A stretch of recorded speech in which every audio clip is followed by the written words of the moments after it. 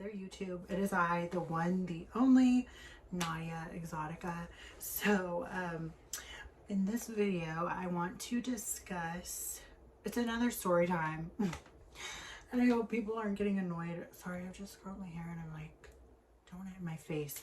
I hope people don't get annoyed with the fact that I have to reiterate in some of my videos, I guess I'll say, and not all, that I transitioned young, and I'm not making any claims or saying anything, but like that it's just something that it's something I experienced, and I hope that's not like bothering everyone that I have to reiterate this time and time again. I'm just like, you know what, let me just clarify for the people who are a little too dense. Sorry, but and then also too that like I just have to restate that I am trans. One, I don't have to lie about being trans when my whole entire naked body is out there on the internet, okay? It's no secret. So, but anyways, I just had to talk about that. And also another thing is, this is gonna get annoying. My bang is like annoying me. My bayang. The other thing is that whenever I do discuss topics like these and I say like, oh, you know, like trans, I label it as trans. Well, obviously that's my lived experience. I've gotten some comments, people saying like, oh, well, women go through this too. Absolutely. Yes, they do. I feel like that should go without saying, like, you know what I mean? Like, it's not that I'm saying they don't. It's just that I can only speak to the existence of which I've lived, and that is of a trans experience, right? So I don't know, I just feel like I guess like I'm always kind of clarifying, but I just want there to be no confusion that like I don't speak for anyone but myself, okay? And I'm not saying that people don't go through shit. They do, you know? So more importantly, I want this to, it's inclusive, it's everybody. It's like whoever the hell needs to hear whatever it is that I have to say, I want them to hear it, you know, in terms of being safe specifically, number one, because I'm going to touch on that too in this video. But like everything else, I'm like, if it applies, then hell yes. But if it doesn't apply, let it fly, okay? So, but anyways, so this was a time that I hitchhiked. I only did it once, and I lucked out yet again. I swear, it's like I'm always lucking the fuck out. But it was actually a really good experience. Not saying that people should hitchhike. In fact, it's illegal, I'm pretty sure, in most states. I know where I'm at, it's illegal. I don't know, but just don't do it. But again, okay, so I was younger. I was in high school, going to the same continuation school that I've been talking about, that I've been bringing back up, you know. And I remember a lot of the times I would stay after school. Okay, so I went to school like 45 minutes away. Actually, technically on the bus, it was like an hour and 15 minutes away from where I lived. And I was trouble, like I've been saying. Okay, I know, it's probably annoying hearing me say that. I was trouble and a hooligan, straight up. And I remember me and my mom, we really had like some rough patches, especially when I was a teen, especially going through the shit I was going through and doing the shit I was doing, the people I would bring around the house. Like initially the first thing out of her mouth whenever I would bring anyone new, especially men, especially boyfriends, was, "Are you a gangbanger?" Like that was verbatim right out of her mouth. So it just gives you kind of context of like the shit that I was like pulling. But I remember I'd stay after class at times and I would go over to this guy's house who lived pretty close to the mall. And the mall was like maybe like a 10-minute walk from where I went to school. And I would get tattooed by him in his garage. And if it wasn't his garage, it was his backyard. And I'm not saying people should go do that, but I was like 15, 16 when I started doing that. And so I would stay after school and maybe catch a late bus, and I would lie to my mom and say like that I was studying, or not studying, more so doing like after school work, or, you know, hanging out somewhere. I don't know. I always came up with some shit.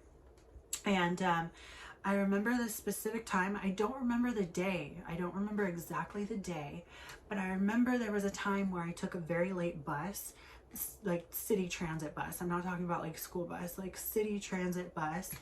And I remember taking like a very late one and like hella freaking the hell out because it didn't go all the way to where I lived. It went to a town that was like 15 minutes away from where I lived. And I remember like how I do remember getting in so much fucking trouble for this. But as if that ever stopped me, like, listen, even when I was grounded or would get in trouble, like, I was still just being unruly. But I remember being in this town and I had a friend that lived in this town. So I was like talking with her, and I knew that like if worse came to worse, I could get a ride from her dad, right? And it would be no issue. But I was like at this bus stop in front of a Circle K crying. Like, I was just pissed the fuck off. I was so upset that I had missed the bus. And like I think the last bus that like went to where I lived was maybe like an hour or so away, and I was just gonna be stranded and stuck there. Meanwhile, my mom's being like, get your fucking ass home, where the fuck are you? And I remember sitting in front of this Circle K at the bus stop sobbing, and this guy in this sports car was like kind of circling around, like he was, I think he ended up going to the Circle K at the time, but he was kind of just looking at me every time we'd pass by. And I was kind of like, dude, on top of already being fucking stranded and fucked for the next hour and a half or so, I am also gonna be like, this guy's just gonna circle around me? Come on, man. And there was a time, like, because he kept making laps around the block, and at first I was really creeped the fuck out. And he rolled down his window at one point, like he did another lap. He rolled down his window and was like, are you okay? Like, you seem upset, like you're crying. I'm like, it's fine, you know, I'm going through it. And he was like, are you sure you don't need anything, like money? Like, do you need anything? I was like, nah, I'm just waiting for my bus, you know. And he was like, okay, if you insist, you know. And I at first was kind of like pissed the fuck off, because I'm like, what the hell, dude? You see me crying? Like, what are you thinking? But then I was also like, I do need a fucking ride home, and I know I could get home way sooner than waiting for the fucking next bus, the last bus. And I recall my friend, I remember being like, so this guy offered me a ride, and I'm like regretting not taking it. The friend that lived in this town. And she goes, are you sure you want to fucking do that? I'm like, well, it's my ass if I don't, like, I'm screwed. And I told her, I was like, I'm gonna go ahead and like get a ride if he circles back one more time. And I knew I was just gonna keep her in the loop and just text her. But and mind you, it was getting dark. It was just like not the circumstances you want to be in. But probably about like 20 minutes later, he circled back again and rolled down his window again and asked me. And I was like, the first things out of my mouth, I was like, are you on drugs? He said no. I'm like, have you been drinking? He said no. I'm like, okay, for sure. I get in his car, and he's a very handsome man. He had an eyebrow piercing, and I remember him bumping E40, the bitch song. Don't act like a bitch. And he had a Swisher Sweet in his little dash. And I think it was like a blueberry Swisher Sweet, and he also had a fucking Mickey's or some shit. I don't remember. But it wasn't opened. And I could just tell like he was with it, you know. And the reason why I feel comfortable sharing this is because nothing sexual transpired, and it was very platonic, and he actually genuinely just wanted to help. So he drove me 15 minutes to my home, not to my home directly. I remember having him drop me off like a 5-minute walk away at this clinic. And I was like, just really like, okay, this is cool. You know, he was doing me a solid. That is really cool. I don't have to worry about anything. And I regretted not getting his number, honestly, because like that's like cool people right there for you to be doing that. And he was in a position he could really seriously like just driven the fuck off, you know? That's the risk you run when you're in these predicaments. But he didn't, you know, and it was super just a help. Like, he was such a helping hand. And while I may have thought he was handsome, I didn't pursue anything. I didn't say anything. He didn't pursue anything with me. Like, nothing just came about it. And I remember there was another time where I missed the bus and I was at that same bus stop just hoping that he would come by, and I would call him Mystery Man. I was like telling my friend about it, and he never did. So, but I was just so grateful, because I feel like I would have had to wait an hour or so, an hour and a half, and then on top of that, like the however long journey it took me, because when you're taking the city bus, like transit bus, it takes extra long because of all the stops they have to do. Like, it takes super long. Even if it's just a 15-minute drive away by car, they're gonna make stops. And I just feel like I'm like grateful that in the midst of all these crazy fucking things happening, someone helped me out, you know. That was really good. And nothing, like I said, I just have to reiterate, like, nothing sexual happened.